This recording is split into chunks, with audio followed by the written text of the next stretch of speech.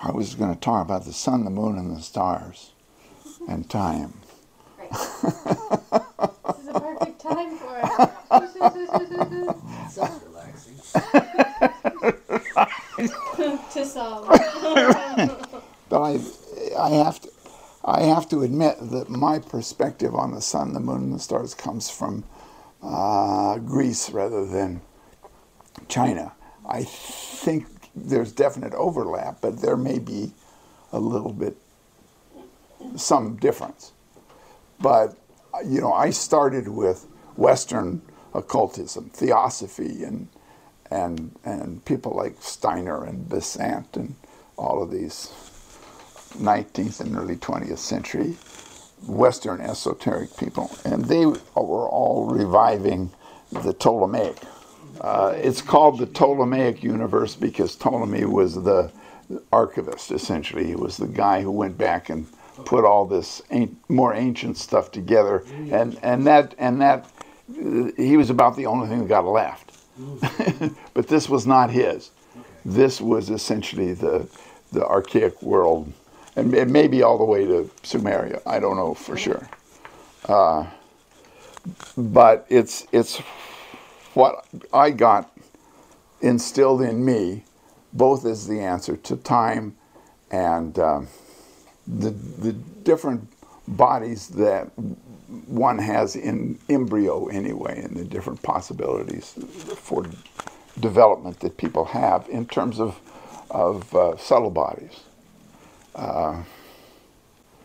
The sun, the moon, and the stars correspond to the three bodies.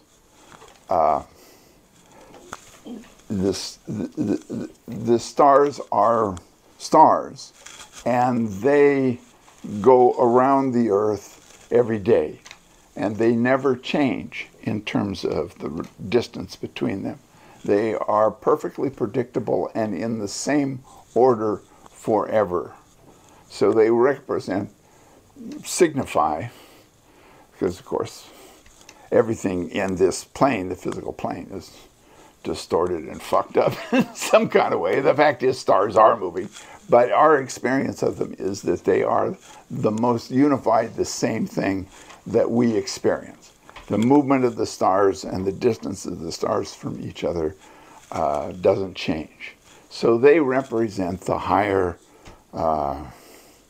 level of human possibility, like the true mind. And the world underneath the moon is where we live, and it's fucked up. You know, people talk about the Ptolemaic universe, putting the earth at the center of the universe. What they meant is the bottom. Things can't go further downhill.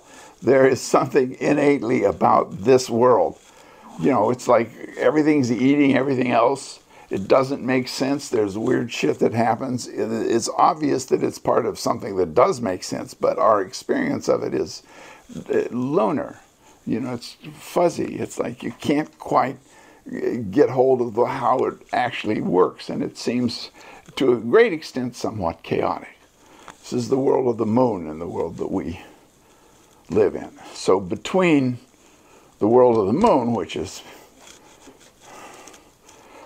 we would like to escape from if possible, and the world of the stars, there is the world of the sun and the planets. And they are moving in the opposite direction of the stars. But they are moving, and they're moving in different speeds to each other and different distances from each other. So they're forming this continuing pattern that can be monitored and predicted, but still is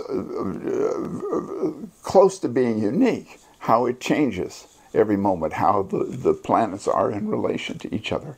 This corresponds to the astral body, the emotions, this weird, and it is a construct, it is a machine-like, it has a structure, and it's severely fucked up.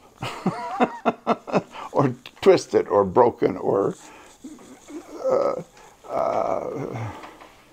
it has strengths and weaknesses, but it inevitably leads to death. Even if you can figure out a way to make it work for 10,000 years, still it's temporary. And I think it is a world that we can work with successfully by studying various techniques that are given to us periodically that come down through time. But I think they need to be rooted in the connection between the body and the astral body more than the mind and the astral and the emotions. Thinking that one can fix one's emotional body by using the mind, I think, is a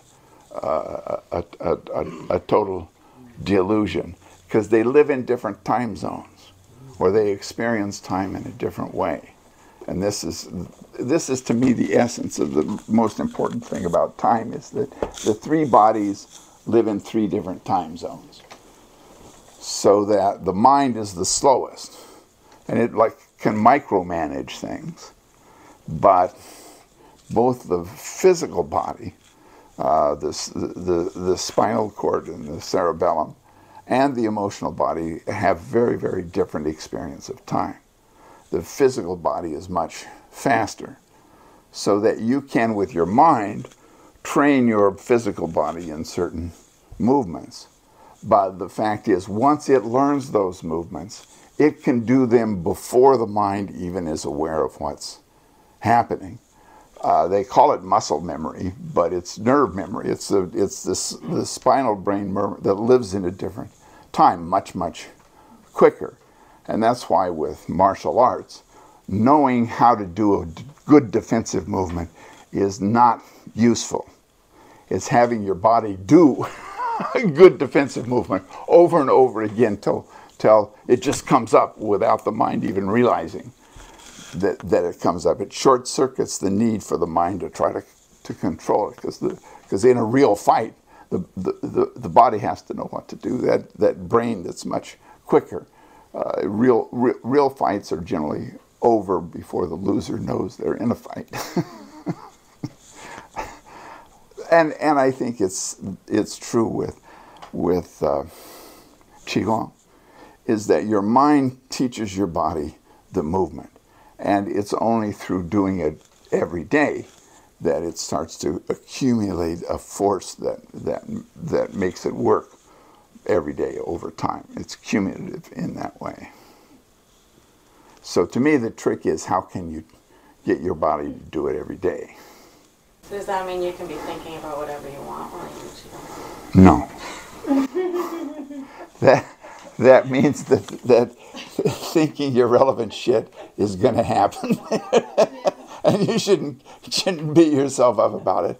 And sometimes it's so interesting that you can stop and go with it. I do. That's why it takes me 3 hours to do the form. I think I get my best insights, that are, divert me from what I'm doing. And I've accepted that as an important and useful part, if you've got the time. But I think it is really important that you have something that you can do with your mind in terms of directing how your body moves, and that brings about an awareness of the emotions, because I think that's the best you can do with the emotions. They happen so fast that the best you can do is take an impression of what happened and realize afterwards what you were feeling, and maybe still are feeling. It just happens so fast.